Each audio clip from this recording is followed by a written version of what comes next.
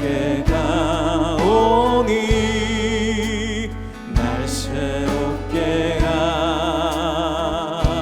하시고 주의 은혜를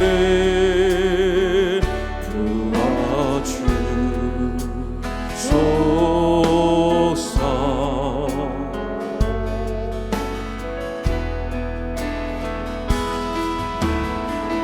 내 안에 발견한 나의 연약함 모두 벗어지리라. 주의 사랑으로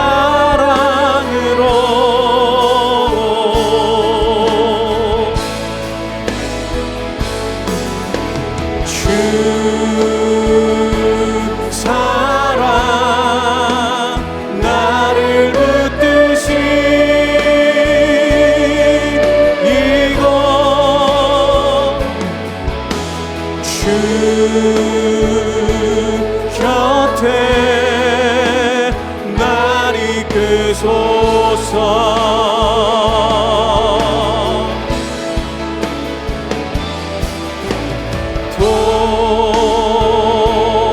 독수리 날개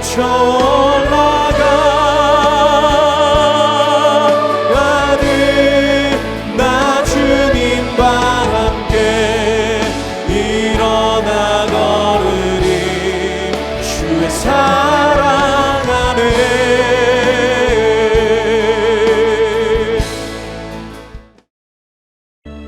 여호와의 말씀이니라.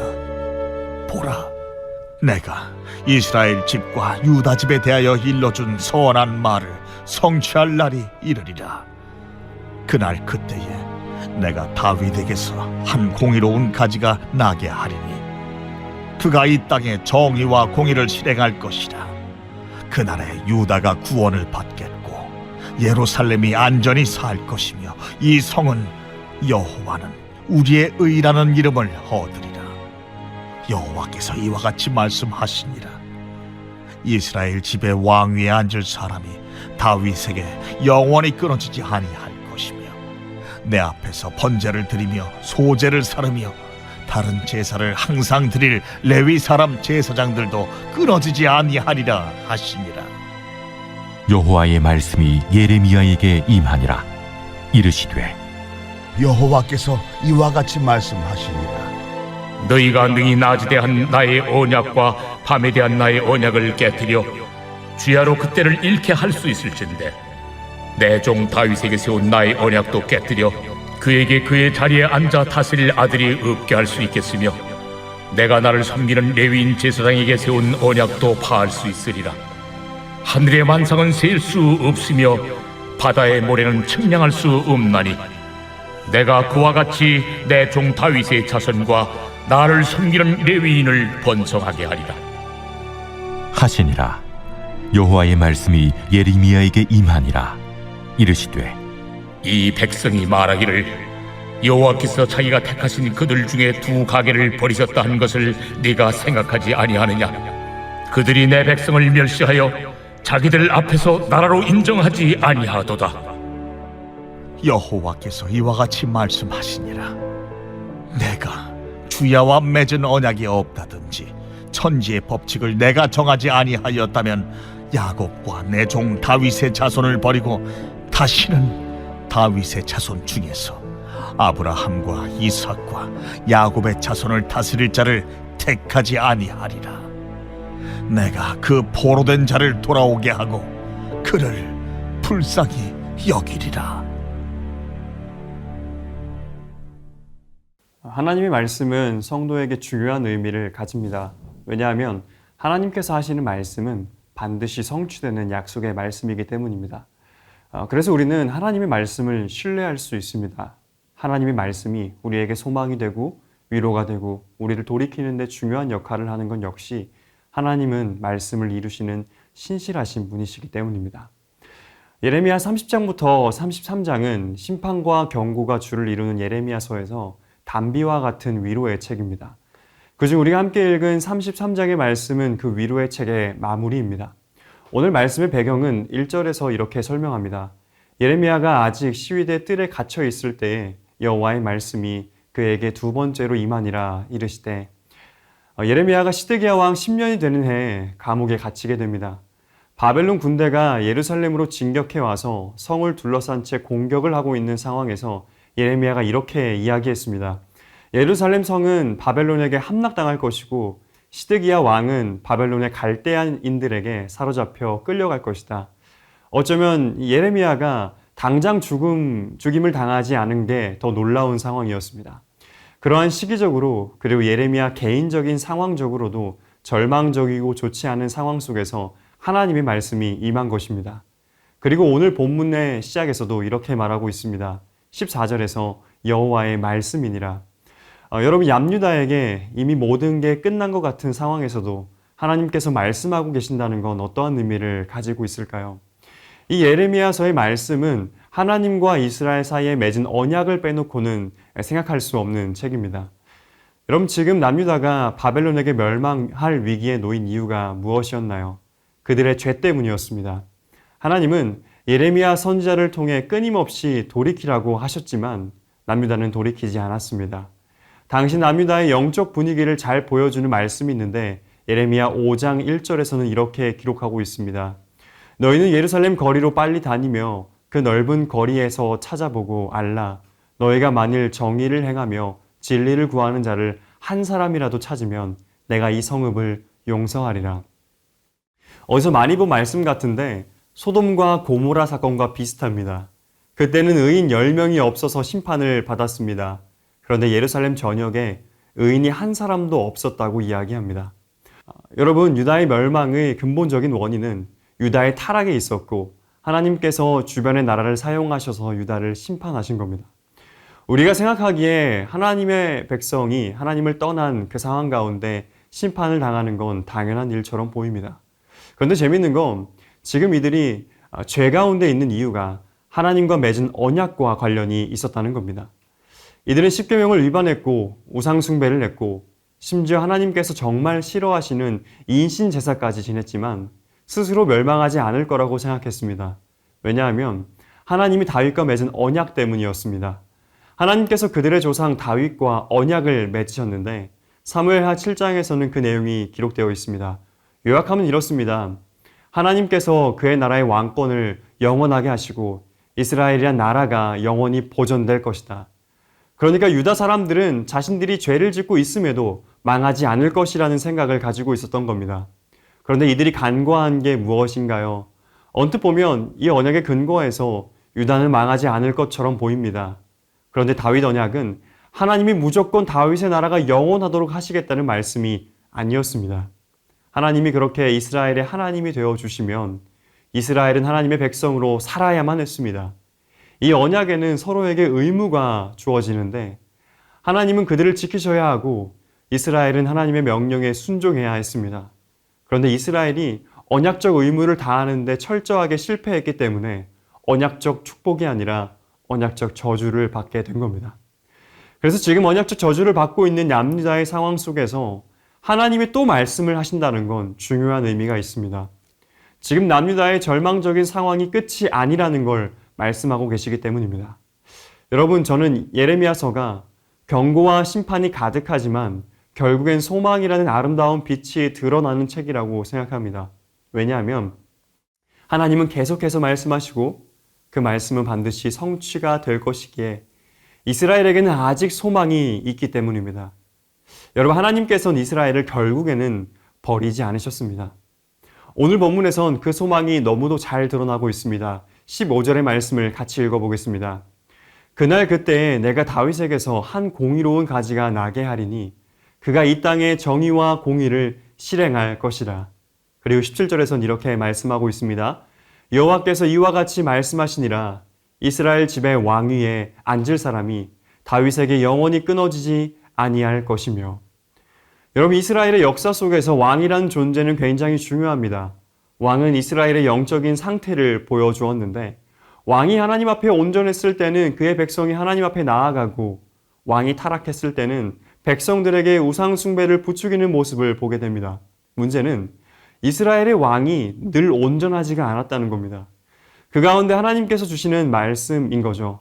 이스라엘에게 왕을 주실 것인데 그 왕은 이 땅의 정의와 공의를 실행하고 영원히 끊어지지 않을 왕이라는 겁니다. 여러분, 이 말씀은 곧 다윗에게서 나게 되는 그 공의로운 가지가 온전하여서 하나님의 백성에게 정의와 공의를 행하며 살아가게 만들 것임을 의미합니다. 당시 유다는 하나님과의 모든 언약은 끝났고 그들에게는 소망이 없다고 생각했습니다. 그런데 그들이 붙잡고 있던 옛 언약에 따라 소망을 가질 수 없는 상황 속에서 하나님은 새로운 언약, 새 언약을 허락하신 겁니다. 예레미야 31장에서는 옛 언약과 새 언약의 차이에 대해서 말하고 있습니다. 예레미야 31장 32절부터 33절에서는 이렇게 말합니다.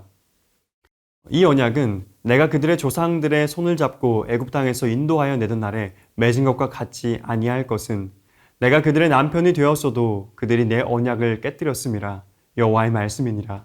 그러나 그날 후에 내가 이스라엘의 집과 맺을 언약은 이러하니 곧 내가 나의 법을 그들의 속에 두며 그들의 마음에 기록하여 나는 그들의 하나님이 되고 그들은 내 백성이 될 것이라 여호와의 말씀이니라. 여러분, 언약의 기본은 같습니다. 하나님께서 이스라엘의 하나님이 되시고 이스라엘은 하나님의 백성이 될 것입니다. 그러나 큰 차이가 하나 있는데 이전의 언약은 돌판에 기록된 언약이었다면 새 언약은 사람의 속에 그 마음에 새겨질 일입니다. 여러분, 이 사실은 놀라운 일이 아닐 수 없습니다. 역사를 통해 보게 되지만 사람은 스스로 하나님과 맺은 언약적 의무를 감당할 수 없었습니다. 예레미야서를 우리가 계속 묵상하면서 어려운 이유 중 하나는 어떻게 이렇게 한결같이 죄를 짓는지 하나님이 돌이키라는 메시지를 주어도 돌이키지 않는 것, 그것을 보는 게 참 어렵습니다. 돌이키지 않았던 가장 큰 이유가 무엇이었을까요? 그 마음 자체가 죄로 물들었기 때문입니다. 그런 마음을 가지고는 하나님의 법을 지킬 수가 없었습니다. 그래서 이제 하나님께서 어떤 결단을 내리시냐면 너희의 능력으로 할 수 없으니 나의 말씀에 순종할 수 있도록 너희의 마음에 그 법을 새기겠다. 이러한 결단입니다. 이 상징적인 표현은 이제 하나님이 죄악으로 물들어버린 마음을 새롭게 바꾸신다는 겁니다. 그래서 이 법을 순종할 수 있는 마음을 주어서 지키게 하겠다는 거죠. 사랑하는 여러분, 이것이 얼마나 큰 은혜입니까? 하나님께서는 이스라엘을 선택하실 때도 조건을 두고 선택하지 않으셨습니다.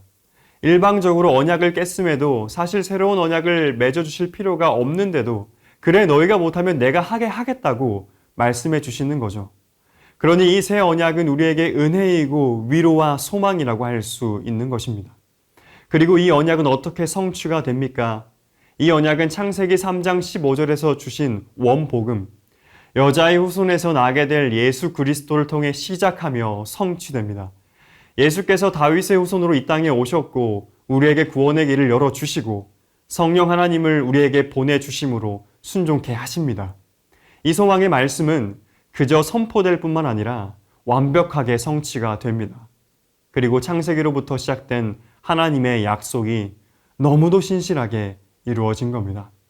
오늘 본문 25절과 26절의 말씀을 함께 읽어보겠습니다.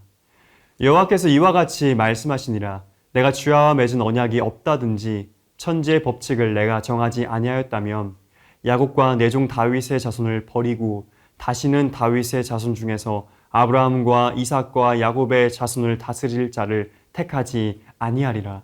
내가 그 포로된 자를 돌아오게 하고 그를 불쌍히 여기리라.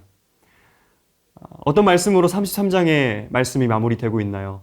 언약이 없었다면 이스라엘은 버림받았겠지만 그저 포로로 살다가 완전히 사라질 민족이었겠지만 하나님은 다시 말씀하셨고 그 언약의 말씀은 반드시 이루어질 것이기에 하나님의 백성은 소망을 가지고 살아갈 수 있다는 겁니다. 이 진리는 오늘을 살아가는 우리에게도 마찬가지입니다. 하나님은 그저 이 성경 안에만 계신 분이 아니라 오늘을 살아가는 우리의 하나님이 되어 주십니다. 사랑하는 여러분, 하나님의 말씀은 반드시 이루어질 것입니다.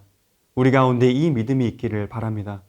어쩌면 당연한 이야기일 수 있지만 우리가 교회 밖의 세상을 살아가다 보면 우리의 이 당연한 믿음이 희미해지고 때로는 말씀을 기억치 못하고 살아갈 때도 많이 있습니다. 그런 하나님은 자신의 말씀을 단 한 번도 지키지 않으신 적이 없으며 오늘도 우리에게 자신의 백성의 삶을 살아낼 수 있도록 말씀하고 계십니다.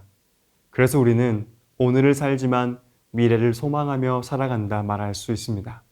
말씀을 정리하겠습니다. 하나님께서 허락하신 오늘 하루를 살아가셔야 하는 여러분, 오늘을 시작하면서 우리는 다시 말씀 앞에 섰습니다. 믿음이 흔들릴 때 다시금 말씀하시는 하나님을 바라보기를 소망합니다. 또한 여러 헤쳐나가야 하는 상황 속에서 좌절하고 넘어질 때도 우리에게 말씀하시고 우리가 믿고 있는 분이 하나님이시라는 사실이 오늘을 살아가는 우리에게 위로와 소망이 되기를 간절히 바랍니다. 그 말씀하신 하나님을 신뢰하고 오늘을 승리하며 살아내시기를 소망합니다. 이 시간 기도의 제목을 읽고 함께 기도하겠습니다. 오늘을 살지만 우리의 삶을 신실하게 인도하실 하나님을 의지하며 소망 가운데 살아가는 우리가 되게 하소서. 아멘. 일상 속에서 하나님의 말씀에 귀 기울이고 그 말씀에 순종하며 살아갈 수 있는 은혜를 허락하소서. 아멘.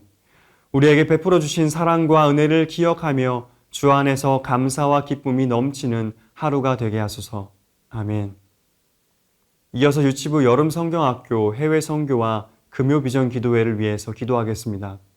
유치부 복음학교와 여름 성경학교를 통해 하나님을 더 깊이 알고 사랑하게 하시고 교사, 가정 모두 성령 충만한 시간이 되게 하소서. 아멘. 몽골 울란바타르 날라흐 지역 학교 문화사역, 교회 성경학교, 전도 초청 잔치에 많은 영혼들이 초청되고 결신되게 하소서. 선교 기간 기상, 교통, 질병으로부터 대원들의 안전을 지켜주소서. 아멘. 중국, 러시아 선교를 통해 북녘의 땅을 보며 기도할 때마다 주님의 마음을 품게 하시고 그 땅을 치유하여 주소서. 모든 여정을 안전하게 지켜주시고 국경 통과가 순조롭게 되게 하소서. 아멘. 7월 19일 말씀을 전하시는 김영삼 목사님에게 성령의 충만함을 주시고 그 외에 꼭 필요한 말씀을 통해 위로와 도전과 은혜의 시간이 되게 하소서. 온 교회 성도가 금요비전 기도회를 통해 기도의 능력을 경험하게 하소서. 아멘.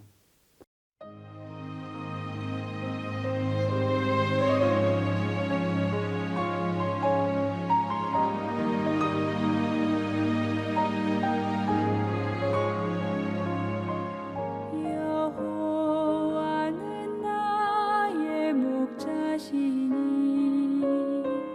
내가 부족함 없으리. 푸른 초장에 누이시며